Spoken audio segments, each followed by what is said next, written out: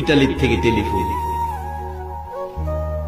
হুজুর, আমরা সারা ইটালি আপনাকে নিয়ে আলোচনা করছি, আপনার ওয়াজ বাস্তব। কেমন? ইটালি একটা বাংলাদেশি ছেলে মারা গেছে, যার বাড়ি বরগুনা, বরিশাল বরগুনা। হুজুর, হসপিটালে মারা গেছে ছেলেটার স্ত্রীর নামে অ্যাকাউন্ট নাম্বার নিয়ে টেলিফোন করলাম স্ত্রীকে, তোমার স্বামী মারা গেছে, টাকা পাঠাও, লাশটা দেশে পাঠাই। স্ত্রী বলছে, আল্লাহ সাক্ষী, মিথ্যা কথা বললে জিহ্বাটা কেটে নেব। ওই ইটালির থেকে ফোন করে 15 মিনিট কথা।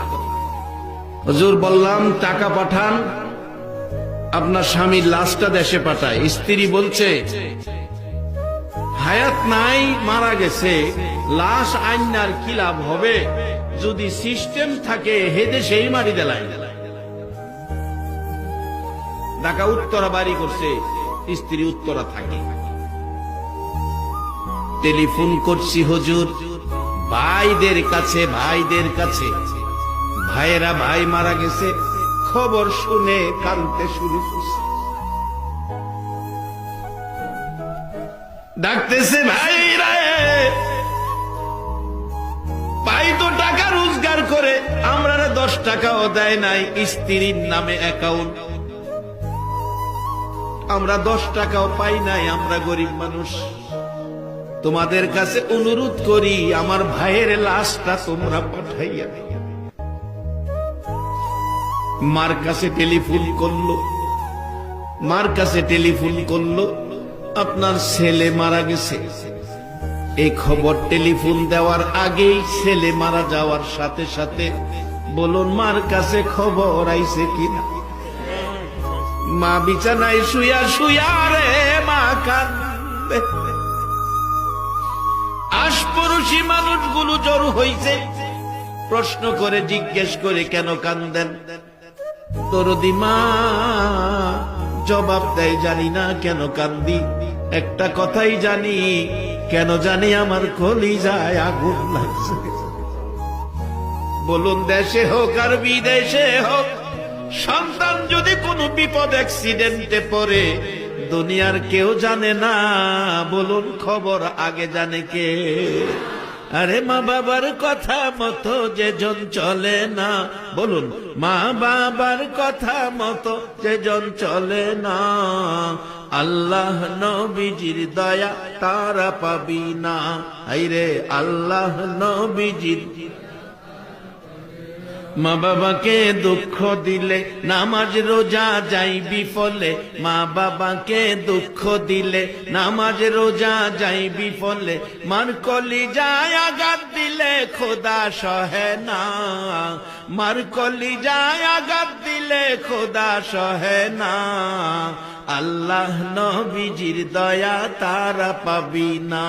আইরে আল্লাহ নবীজির দয়া। মা খবর পেয়ে গেল, কলিজায় আগুন জ্বলল। টেলিফোন করছে ছেলেটা মার কাছে, শোনা যায় মা বিনায়া কান্দে। ছেলেটা বলেন, হুজুর প্রশ্ন করলাম, কাঁদতেছেন কেন? একটা খবর শোনানোর জন্য টেলিফোন করেছি। মা জবাব দিচ্ছে, কি খবর শোনাইবি রে? খবরের আগেই দিয়ে আমার কলিজায় আগুন জ্বলতেছে। খবর শোনার আগে যার কলিজায় আগুন জ্বলে গো, বলুন এই মানুষটাকে। এই মা বাবারে যদি কেউ মশা কামড় দেওয়ার ব্যথা দিয়া থাকো, মনে রেখো নামাজ রোজাই তোমার কাজ হবে না।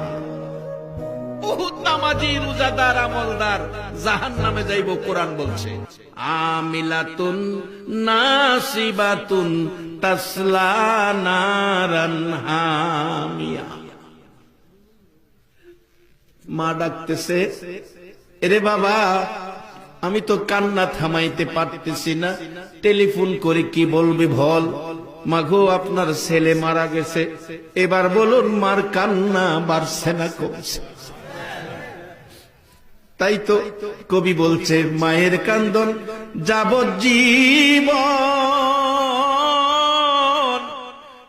2-4 মাস বনের কান্দন রে, ঘরের পরিবারের কান্দন কয়েকদিন পর থাকে না।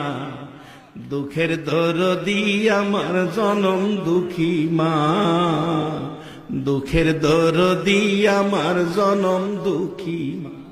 ওই ছেলেটা বলছে, হুজুর মা কথা বলতে পারে না, এই খবর শুনে কান্নার জন্য ডাকতেছে, বাবা আমার ছেলের লাশটা তোমরা আমি মার কুলে ফিরাইয়া দাও। যেইভাবে ছোটকালে পচরা পায়খানা করছে, নাকে দুর্গন্ধ লাগে নাই, আমি মা আমার ছেলের মৃত লাশটা পৌঁছাইয়া দাও। আমি এই দুর্গন্ধযুক্ত লাশটা আমি মা কোলে লইয়া কলিজা ঠান্ডা করি।